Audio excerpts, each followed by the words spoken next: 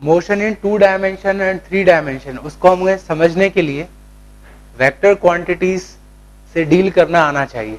ठीक है, वेक्टर्स का जो एप्लीकेशन है वो बहुत काम आएगा हमें मोशन इन 2D में और मोशन इन 3D में।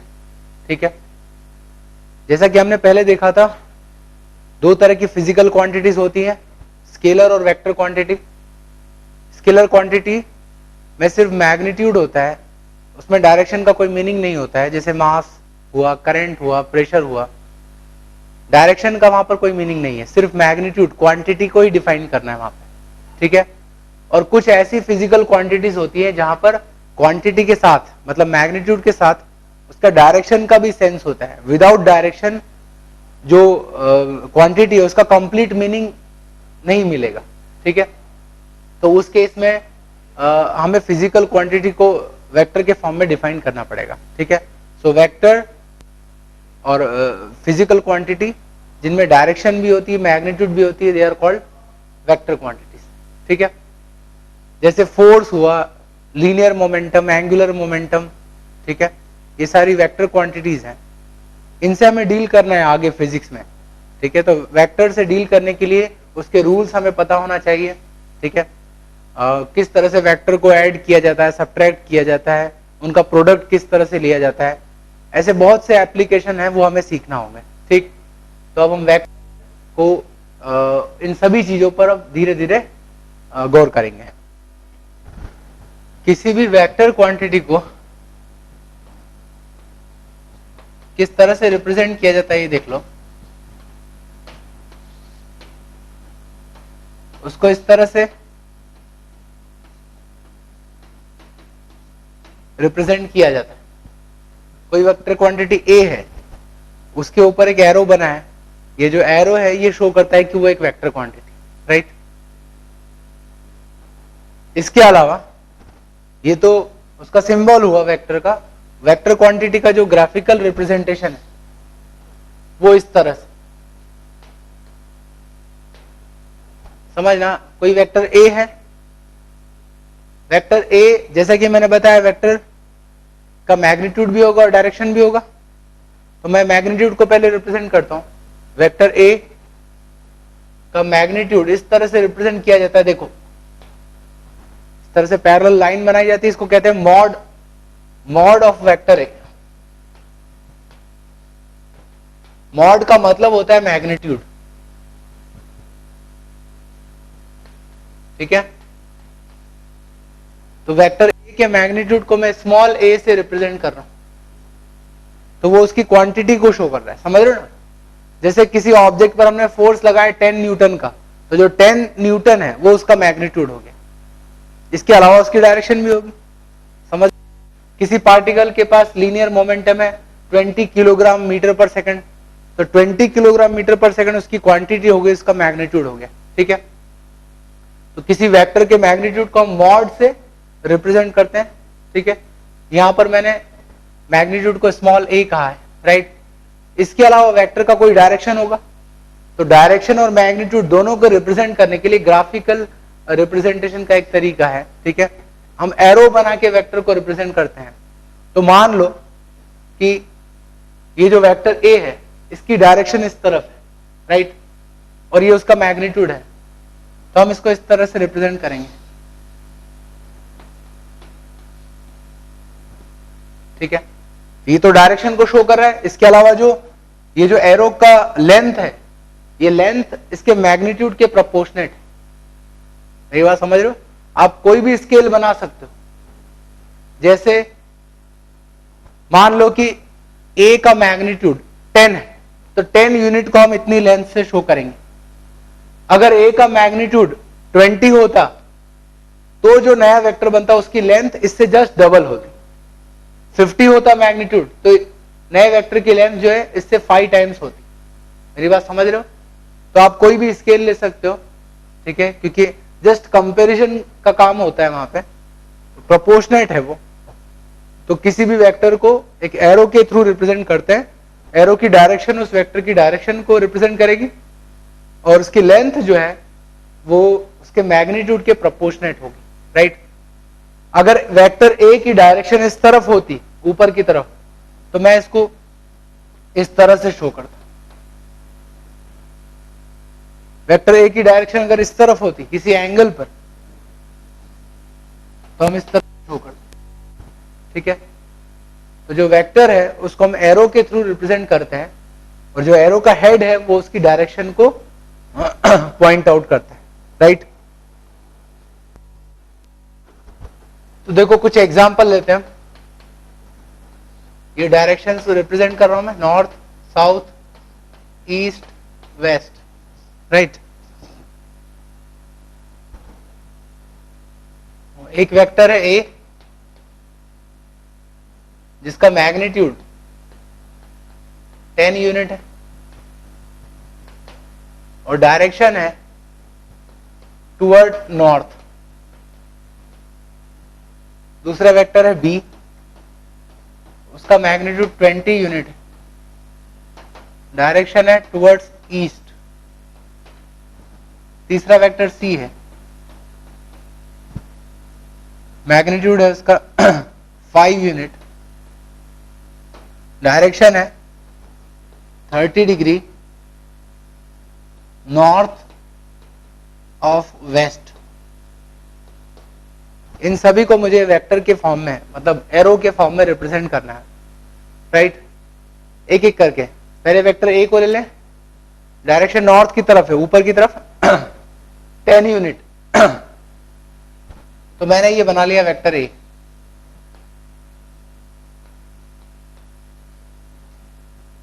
डायरेक्शन नॉर्थ की तरफ पॉइंट आउट कर रही है, और दूसरा इसकी जो लेंथ है इसको मैंने 10 यूनिट के इक्वल माना है, ठीक है। इसको 10 माना है, 10 यूनिट। नाउ बी ईस्ट की तरफ है, मतलब इस तरफ, और 20 यूनिट है। 20 यूनिट है मतलब इसकी लेंथ के डबल लेंथ शो करना होगी मैंने वेक्टर बी की, राइट। तो वेक्टर बी इस तरह से रिप्रेजेंट करेंगे। अब आप देख लो, ईस्ट की तरफ है और उसकी लेंथ को मैंने इससे डबल रखा है। तो हम कंपेयर, कोई भी कंपेयर करता है तो वो देख के बता सकता है कि बी वेक्टर जो है उसका मैग्नीट्यूड ए से डबल होगा। तो इसका 10 है तो वो 20 होगा। इसी सी 5 यूनिट है, मतलब ए का हाफ होगा लेंथ। तो direction north of west, 30 degree north of west. अब इसको समझ लें, वेस्ट की तरफ पॉइंट आउट करें, नॉर्थ ऑफ वेस्ट, वेस्ट से नॉर्थ की तरफ चलें, कितना 30 डिग्री। नॉर्थ ऑफ वेस्ट का मतलब वेस्ट की तरफ पहले आप पॉइंट रखो, उसके बाद टर्न करो नॉर्थ की तरफ, 30 डिग्री से टर्न करो, तो जो एंगल मिलेगा वो वेक्टर की डायरेक्शन होगी, राइट। और उसकी लेंथ इससे हाफ रखनी है, इस तरह से होगा। ये हो गया वेक्टर सी, ठीक है। तो मेरी बात समझ गए, वेक्टर के मैग्नीट्यूड को रिप्रेजेंट कर दिया हमने through length, length is proportionate to magnitude, साथ में ये उसकी डायरेक्शन को भी शो करेगा। So this is how vector is represented.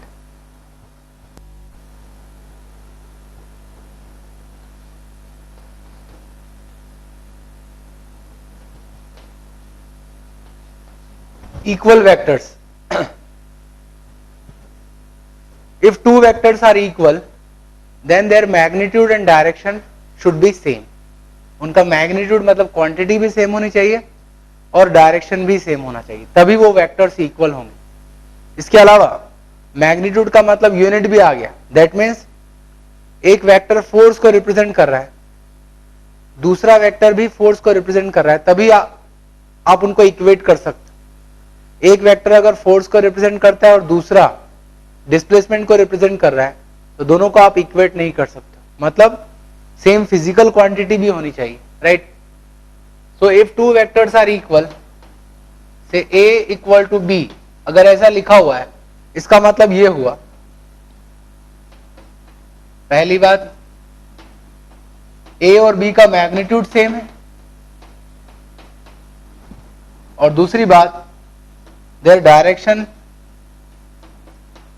Is also same.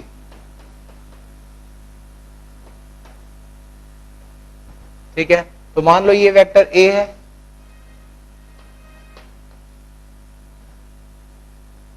तो वेक्टर बी को भी ऐसे ही बनाना होगा, इसी डायरेक्शन में, इसके पैरेलल।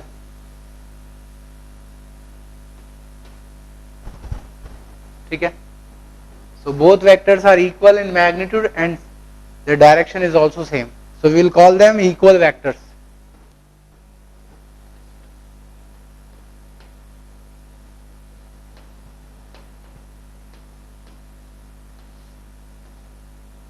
अगर किसी वेक्टर के आगे माइनस साइन लगा है तो उस केस में उसका मैग्नीट्यूड तो वही रहेगा, बट उसका डायरेक्शन जस्ट अपोजिट हो जाएगा। ठीक है, फॉर एग्जाम्पल ये है वेक्टर ए। ठीक, वेक्टर ए का मैग्नीट्यूड है स्मॉल है। दूसरा वेक्टर ले रहा हूं मैं B, which is equal to minus A.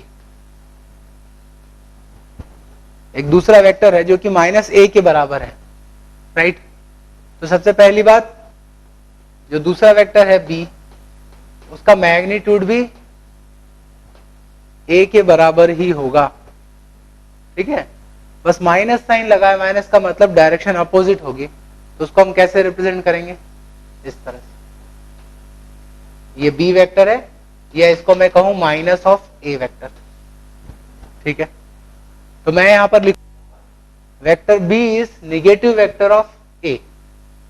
A का निगेटिव वेक्टर क्या है, बी। निगेटिव मतलब माइनस साइन लगा तो मैग्नीट्यूड सेम रहेगा, डायरेक्शन रिवर्स हो जाएगा, राइट।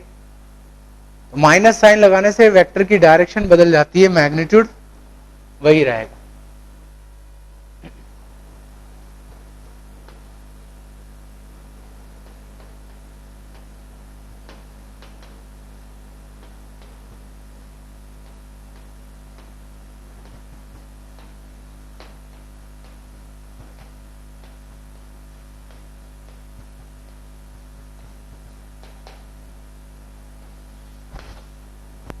यदि स्केलर क्वांटिटी को मल्टीप्लाई कर दिया जाए वेक्टर क्वांटिटी के साथ, ठीक है, या किसी नंबर को मल्टीप्लाई कर दें वेक्टर क्वांटिटी के साथ, तो उसमें क्या चेंज आएगा, या उसको हम कैसे रिप्रेजेंट करेंगे, उसका क्या मीनिंग होगा, इसको समझ लो।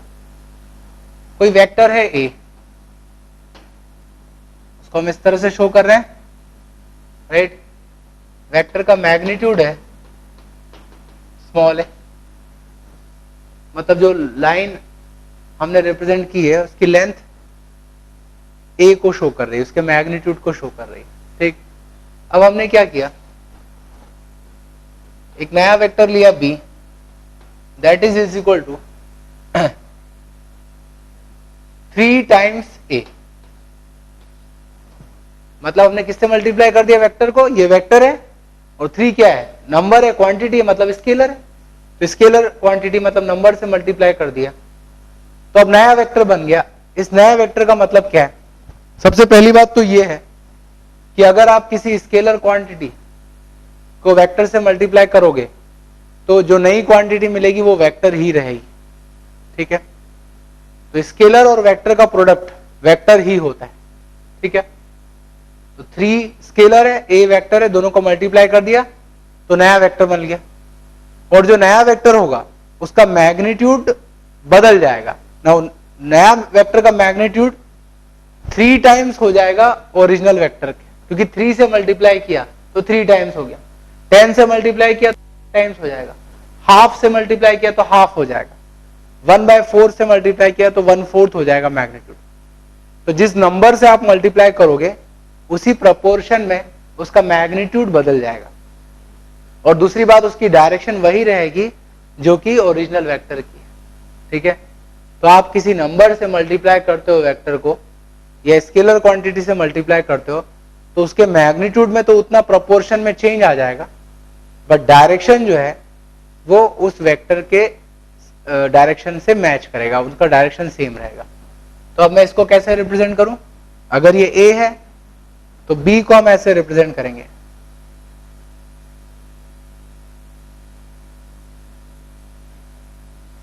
ये हो गया वेक्टर बी। अब आप देख सकते हो दोनों का डायरेक्शन सेम है, बट इसकी लेंथ मैंने 3 टाइम्स बनाई है क्योंकि 3 से हमने मल्टीप्लाई किया। क्या मेरी बात क्लियर है? अगर यहीं पर हम दूसरा एग्जाम्पल लें, से वेक्टर ए है,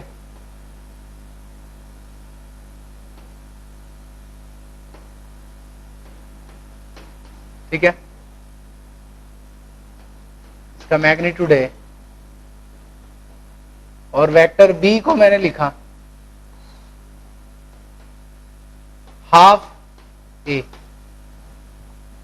तो हाफ से मल्टीप्लाई किया मतलब उसका मैग्नीट्यूड हाफ हो जाएगा बट डायरेक्शन वही रहेगी, तो वेक्टर बी को हम ऐसे रिप्रेजेंट कर देंगे,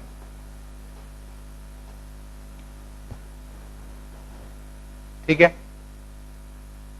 तो अगर आप किसी नंबर से मल्टीप्लाई करते हो तो उस केस में मैग्नीट्यूड तो उतने प्रोपोर्शनेट चेंज हो जाएगा, बदल जाएगा, डायरेक्शन वही रहेगी। एक और एग्जांपल लेते हैं,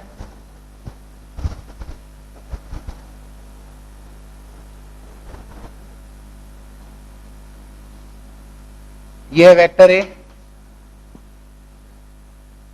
no vector B is equal to -4a,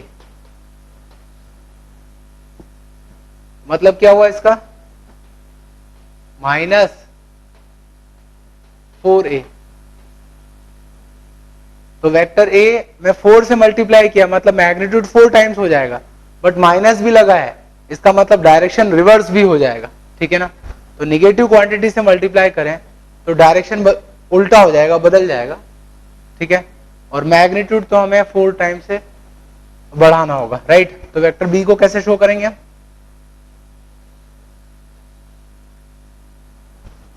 ये वेक्टर बी हो गया, माइनस का मतलब डायरेक्शन